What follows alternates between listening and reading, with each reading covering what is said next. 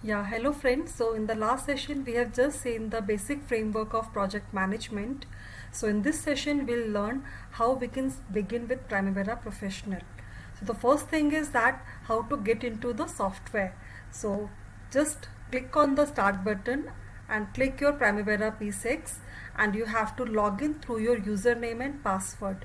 So this username would be provided to you by the system administrator, but if you have used the installation through the normal practices, you will be using the admin as a login name, as well as the password is also admin. It is all small, ADMIN. So we'll go through the GUI of Primavera, how it looks like. So Primavera is basically consisting of the windows and menus. So basically we have 11 main windows in P6 Professional, but we can open as many windows as necessary, and each open window displays as a tab below the active title bar, which is just below your toolbar area. So we'll just see in the software also.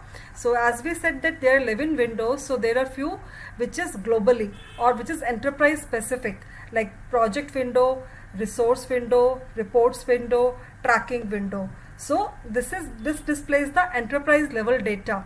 We can open each of these windows from the enterprise toolbar or enterprise menu. So project window is used to globally view the EPS as well as your work which is defined in your individual project. Resource window is used to add or modify your organization's resources. Report window we use to produce the reports for all projects or for the open projects.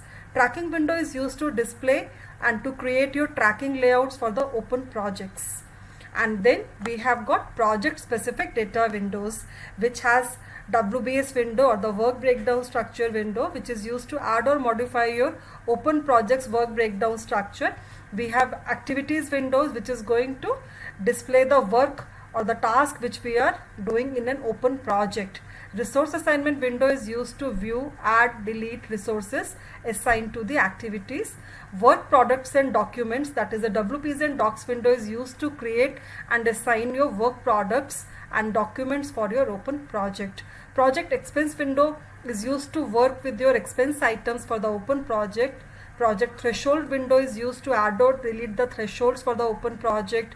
Issues window is used to delete issues for the open project, review your issues history, and notify your team members for the other issues. So this is the GUI of Primavera P6 Professional. As I told you, we have got menu bar, we have got title bar, and below that we have an active title bar. Like say you can see the active window. So this is a window which is being displayed, that is your project and activities. So two windows are right now active, and the project is the active title bar because we are working on the project window, and toolbars are spread left, right and top of the window. So we'll see in the software also how the GUI looks like. Now this is the database structure, the Primavera data structure, how we work on Primavera, how the data structure is related. So first of all is the enterprise project structure. Enterprise project structure is nothing but it is the hierarchy of your type of work you are doing. So it is a breakdown of your company's working. So we have a root node and we have the child node. We'll see in detail about this EPS in our coming videos. So we just, for the time being, we can just remember that Primavera, when we work on Primavera software, so data structure is first we have to have a parent company, or the parent company is known as a root node. Then under that we have a child node, like our company is having type of work like say construction, manufacturing, IT projects. So those are the nodes. Under each nodes we'll have the specific projects, and under projects we'll have a WBS. WBS package is nothing but it is the it is the hierarchy of your project. Actually we break our project into smaller manageable component, or we call them as a deliverable. So every project will have the WBS package, under which we'll define the activities, and for each activity we'll have the resources, we'll have the working time, everything. And then we have the OBS, that is the organizational breakdown structure, which is nothing but the hierarchical representation of your responsible manager, or the management structure we can call. So which is basically related to your EPS. So, and the projects, like who is responsible for which node and which project, that is what we select from our OBS. So we'll be seeing it in detail in our software how we work like. So we'll see opening the Primavera is by using admin and admin as the password. So this will open your software main GUI.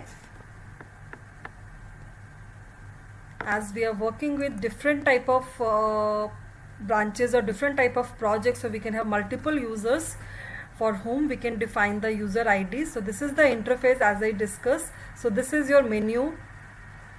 So menu bar is there, and then we have got various toolbars. You can see left side, top and right side. So which this toolbars can be customized as per the requirement, and we can invoke the command from the icons or as well as the menu options.